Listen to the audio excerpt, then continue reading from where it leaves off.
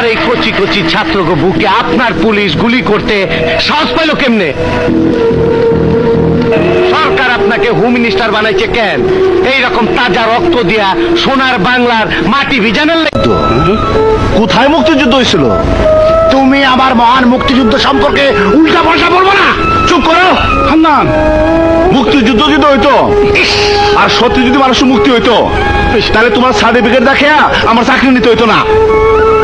এমনিতে first class পাওয়ার পর 5 বছর ধরে ঘরে বেকারে পড়েছি। ওই থাম না। মুক্তিযুদ্ধ তো এখন করবো। এই কি বলিস?